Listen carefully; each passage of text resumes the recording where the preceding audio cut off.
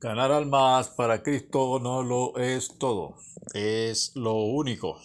Hoy, 19 de enero 2022, les habla su amigo y pastor de siempre, Luis Torres. En el audio de la semana, estamos aquí pues trabajando nuevamente con ustedes. Y a partir de hoy estaremos con la serie Metanoia. Te dirá qué será eso, Dios mío, está hablando en lengua, ¿ok? No, ¿qué quiere decir arrepentimiento? Es muy importante entender el arrepentimiento, tanto para nuestras vidas como para las personas que todavía el Espíritu Santo no han hecho morada dentro de ellos. Vamos a intentar en responder las siguientes preguntas. ¿Qué es arrepentimiento? Número uno. ¿De qué debemos arrepentirnos? Número 2. ¿Por qué debemos arrepentirnos? Número 3. ¿Para qué debemos arrepentirnos? Número 4. ¿Cuándo debemos arrepentirnos? Número 5. Y por último, ¿quién debe arrepentirse? Así que responderé con la ayuda del Señor la primera pregunta. ¿Qué es arrepentimiento?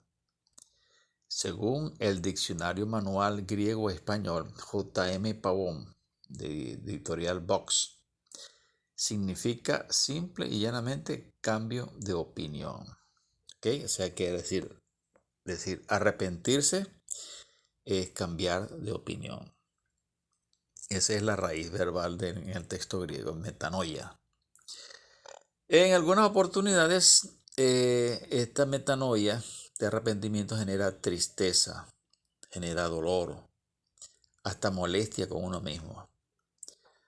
Note que dije genera, no que es en sí. Es indispensable que tal arrepentimiento dé fruto, porque si no da fruto, no es un arrepentimiento genuino, real. Si quiere, véanlo en Mateo capítulo 3, versículo 8, o en Lucas capítulo 3, también versículo 8. Recuerde, Judas se arrepintió, ¿se acuerdan? Se sintió bien mal al devolver las 30 piezas de plata con que traicionó a su maestro. Se lo puede leer en Mateo 27:3. Pero de todas maneras, ¿qué pasó? Se ahorcó. Entonces, ese tipo de arrepentimiento no es real, genuino. ¿Ves? Tú te puedes sentir mal, triste, estoy arrepentido, o me da rabia por haber tomado esa decisión.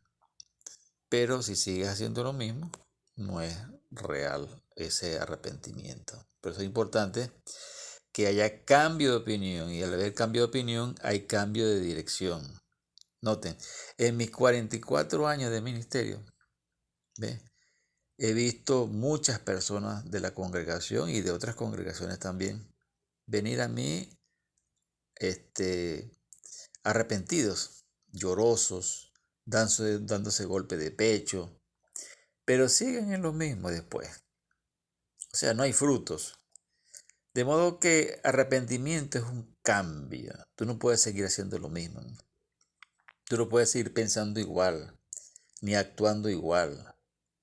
Si en verdad está arrepentido, tú podrás llorar, podrás sufrir, pero a lo menos el lloro no es por el pecado, sino por otros sentimientos. Notemos lo que nos dice la palabra en Lucas capítulo 3, versículo 7 en adelante, para tener clara lo que es la definición. En Lucas 3:7, por ejemplo, nos dice que generación de víboras, ¿quién os enseñó a huir de la ira de venidera? Este es Juan el Bautista dirigiéndose a los fariseos. ¿Eh? Ellos aparentaban arrepentimiento,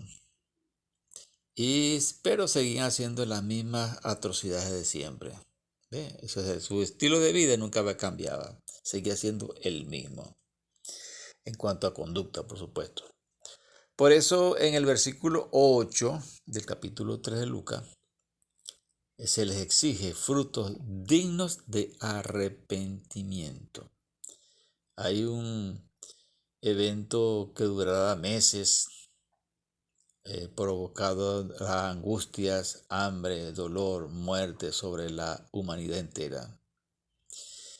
Y se va a culminar ese evento eh, con que serán lanzados la gente al lago de fuego y azufre, donde están los demonios, el falso profeta, el anticristo y Satanás, recibiendo eterno castigo de su ira. ¿Sabe por qué?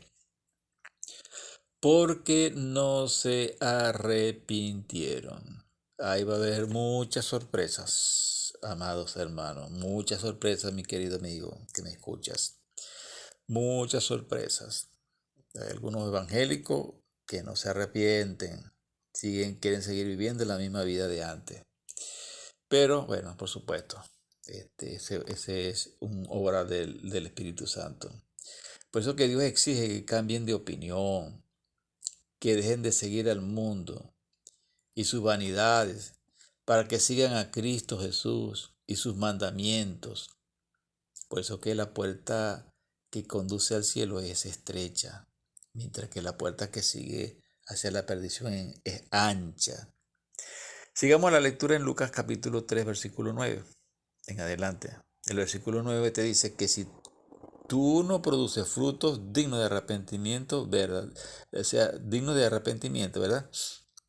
Es decir, de un arrepentimiento verdadero vas a ser lanzado al lago de fuego.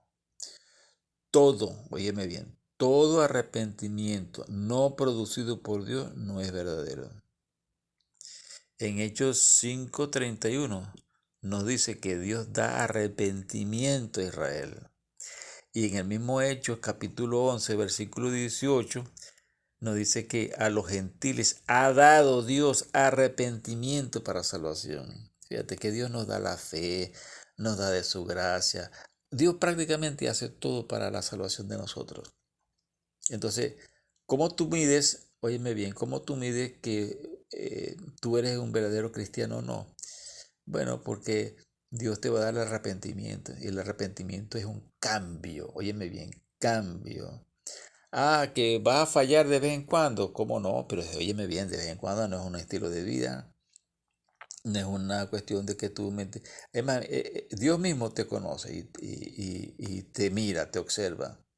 Y es más, acuérdate que se están escribiendo los libros en el cielo con que Dios nos va a juzgar.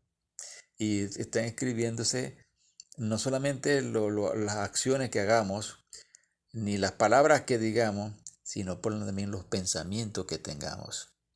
Aún principalmente aquellos elementos o eventos que cuando a nadie nos está viendo, que yo vengo y miro para un lado y yo para otro lado veo, cierro la puerta, qué sé yo, hago lo que sea, me escondo, hago mi travesura, pero no veo para arriba y arriba me está viendo Papá Dios. Por eso, oye ven, por eso los malos hacen cosas perversas y para ellos es pura diversión. No hay arrepentimiento. Mira, el verdadero arrepentimiento es un verdadero cambio de actitud que producen frutos. Si no hay frutos, no hay arrepentimiento verdadero. Veamos el versículo 11 del mismo capítulo 3 de Lucas.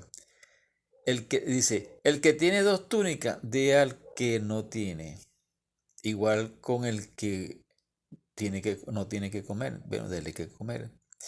Fíjate que esto no es obra para salvarse, este es frutos. Estamos hablando de frutos, resultados. Frutos igual a resultados. ¿De qué? De un arrepentimiento.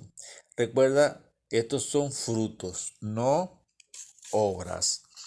La gente hace obras para salvarse y eso ofende a Jesucristo. ¿Ok? Ahora, si tú produces fruto, eso alegra a Jesucristo. ¿Me entiendes? El creyente da frutos como evidencia de su arrepentimiento. Veamos el versículo 12 del capítulo 3 de Lucas. Por ejemplo, los del CENIA de aquellos tiempos, ¿ok? Le preguntaron a Juan el Bautista qué debían hacer ellos para ser bautizados. Y en el versículo 3 encontramos la respuesta. No debían exigir más de lo que está ordenado. ¿Hay alguna diferencia entre aquellos del CNA de aquel entonces con los CNA de hoy día? ¿Hay alguna diferencia? Son pecadores. A ellos le llamaban en la Biblia, usted puede ver, los publicanos y pecadores. Los publicanos eran los cobradores de impuestos de aquel entonces, era lo que hoy día es el CNA aquí. Y eso es lo que usted ve que hacen desastre totalmente. Veamos el versículo 14. Los del 6CPC, el SEBIN, FAE, Guardia Nacional, Guardia Bolivariana, Policía del Estado, le preguntaban lo mismo, de aquel entonces por supuesto, ¿qué? Le preguntaban lo mismo a Juan el Bautista y él les respondía, conténtense con su salario. Y por cierto, el salario de ellos era una miseria. ¿Ve? A veces se le pagaba hasta con sal. No debían extorsionar ni calumniar a nadie. O sea, contentarse con su salario, aunque fuese mísero, y además no deben extorsionar, y esta es una plaga que hay aquí en Venezuela en todos lados, y ni calumniar, es otra plaga que están cometiendo ellos. Esos son frutos dignos de arrepentimiento. Cuando tú no calumnias, si eres agente policial, no extorsionas, cuando tú te contentas con lo que te pagan el gobierno o cualquier institución que esté al frente. Así que no es suficiente con llorar ni entristecerse, debe haber fruto. Recuerdo una experiencia muy interesante que me marcó verdaderamente. Yo vivía allá en Ciudad Bolívar y siempre yo veía que pasaba frente a mi casa un transvértido, ¿ok? El tipo se había hecho los pechos, se había hecho, bueno, pues las cejas. Tú lo veías, tú no, bueno, tenías que darte cuenta bien para verificar si era un hombre o una mujer.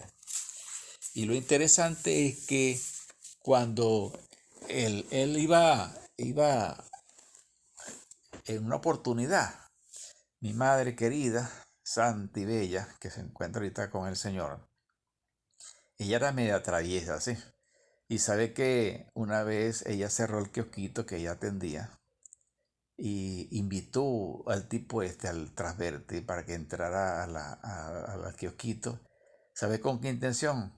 Para que el transverte le enseñara los pechos. Y bueno, y mi madre salió espantada al ver, diciendo después que eran unos pechos bellísimos. ¿Y qué pasó? Para resumirle la historia larga, a ponérsela corta. Este señor vino y se arrepintió verdaderamente. ¿Cómo lo sabemos? Primero, se mandó a quitar los pechos. Segundo, se mandó a cortar el pelo varonilmente. Tercero, dejó de hablar como mujer. Cuarto, dejó de vestirse como mujer, de caminar como mujer. Se arregló sus manos como hombre y asistía a la iglesia, escuchaba las palabras, iba transformándose de día en día. Dejó la tienda de peluquería que tenía para damas y lo convirtió en una barbería. ¿Qué más hizo? Se enamoró de una mujer, crió a sus hijos y ahorita es uno de los diáconos vitalicios de la iglesia allá cerca del Paseo Orinoco. A eso le llamo yo metanoia. Dios te bendiga ricamente y demuestra que verdaderamente tú eres un cristiano, y tú, amigo querido, arrepiéntete, porque los días se están yendo, ¿sabes? Y mañana puede ser muy tarde y después no habrá salvación para ti. Arrepiéntete, amigo querido. Te aprecio mucho. Feliz, feliz, feliz.